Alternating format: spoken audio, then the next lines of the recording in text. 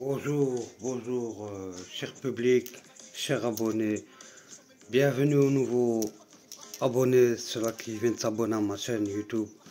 Grosse dédicace à tous les anciens, à tous ceux-là qui me suivent depuis le début et qui sont là, qui me soutiennent.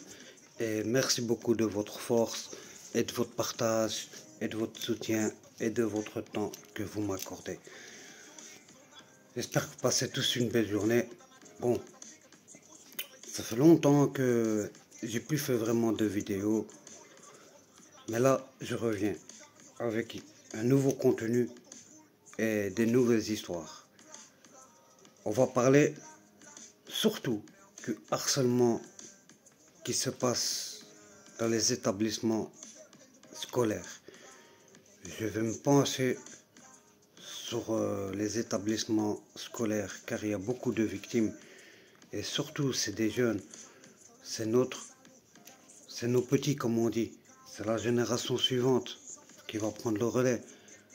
Et nous, en tant que parents, en tant qu'anciens, on doit être là pour nos petits frères et nos petites sœurs, pour la génération qui arrive, nos enfants. Voilà.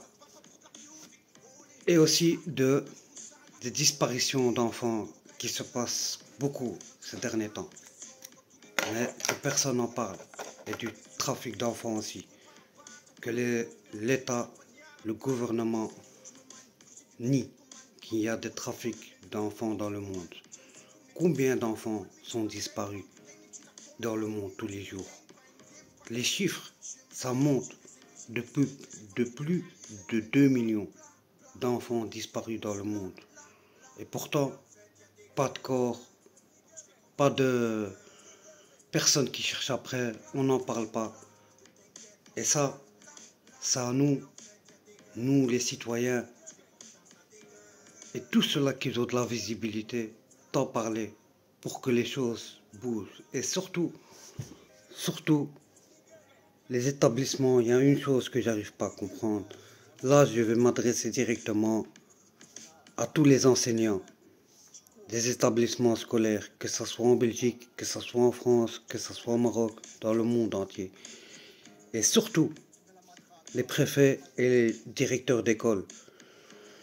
Pourquoi, quand il y a un appel au secours, quand il y a un appel au secours d'un enfant qui vous parle d'avance, qui crie à l'aide, qui se fait harceler, humilier dans la cour de récréation ou dans les toilettes ou en dehors de l'établissement, ils viennent se plaindre et vous préférez fermer les yeux et ne pas aider.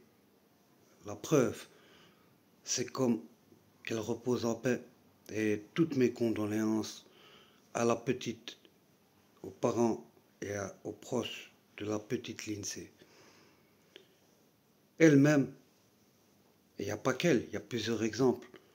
Il y a beaucoup, que ce soit enfants, jeunes, vieux, retraités et tout. Le problème qu'il y a, c'est quand il y a un appel au secours, les gens ne prennent pas au sérieux la personne et ils ne sont pas là pour elle. Jusqu'à il se passe un drame et qu'ils font fin à leur vie. Et pourquoi attendre de faire, une fois qu'ils se suicident, qu'ils ont donné fin à leur vie, que là, les choses commencent à bouger, que les gens commencent à parler? Non, ça ne doit pas se passer comme ça. Ça doit se passer autrement. Ça veut dire, avant que le drame se produise, c'est d'écouter la personne, c'est de la soutenir, de l'orienter. C'est ce qu'ils font pas les proviseurs, directeurs, les préfets d'école et même les professeurs, les enseignants. Oui, parce que s'ils faisaient vraiment leur travail convenablement, alors il n'y aurait pas d'autant de suicides et tant de problèmes dans les dans les écoles et les établissements scolaires. C'est tout simplement. Alors, moi, je vous propose à toute ma communauté, à tous ceux-là qui me soutiennent, que ce soit les nouveaux et les anciens abonnés, que tout le monde voit cette vidéo, mette un cœur blanc. Et je demande à la solidarité de tout le monde. Car si on met main dans la main, les choses pourront bouger et il n'y aura plus de drame comme ça. Surtout des jeunes, que leur vie, elle commence à peine, qu'ils n'ont encore rien vu de leur vie. Il faut être fort, il faut commencer à mettre des surveillances dans les établissements scolaires, des pédagogues, des psychiatres, des suivis. Vous devez être prêt dès qu'il y a l'alarme. Ça veut dire dès que vous voyez la personne avant qu'elle vienne chez vous, que vous voyez qu'elle va pas bien et qu'il y a des signaux d'alarme, alors c'est là qu'il faut intervenir. Pas attendre qu'il y a juste une lettre et un cadavre. Non, c'est pas ça, c'est pas comme ça. Et il n'y a pas que... Il y a tout le temps. Voilà, tout le temps. Et même que ce soit le gouvernement, ils sont sourds. Le gouvernement, il pense à attaquer les dealers, les voleurs, les braqueurs. Mais en vrai, les voleurs et les braqueurs, là, je vais m'adresser au gouvernement. Vous nous traitez de racailles. Vous nous traitez de malsains. Mais pourtant, les braqueurs, les dealers, eux, ils font rien. Eux, ils font juste pour avoir de l'argent et pour survenir aux besoins de leur famille et leurs proches. Et il y en a même qui aident. Voilà. Mais les pédophiles, les prédateurs, toutes les choses vraiment essentielles dans la vie, hein, vous faites rien. Quand c'est des scandales de pédophiles, vous étouffez l'affaire et basta, ça y est, on n'en parle plus. Quand c'est nos droits, c'est la même chose. Vous étouffez l'affaire, on n'en parle plus, allez, toi à la poubelle. Mais nos jeunes aussi, aujourd'hui, ils ont des problèmes. Alors, pour pas qu'ils deviennent des dealers, des voleurs, des braqueurs, c'est dès qu'à l'âge de 15 ans, il doit être suivi. Parce que des parents, ils ne savent pas suivre leur enfant H24 dans la rue. C'est tout simplement.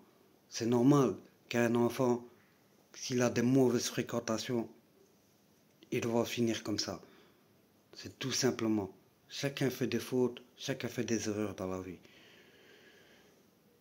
Alors, aujourd'hui, je vais me battre pour les vraies causes. Et on va faire. Je compte sur vous, toute ma communauté, sur toutes les plateformes que vous me suivez. Je sais qu'on va arriver, car on a déjà fait beaucoup de choses. Et on a réussi. Et aujourd'hui, on va réussir aussi. En parler. Et j'ai un message à adresser surtout aux personnes qui se font harceler, que ce soit moralement, physiquement, à l'école, à la maison, dehors, vos proches, vos amis. Une chose, ayez confiance en vous. Dites-vous que si vous faites harceler, si une personne vous insulte, c'est que vous êtes meilleur qu'elle. Et que vous avez des belles choses que eux, ils n'ont pas. Ne faites pas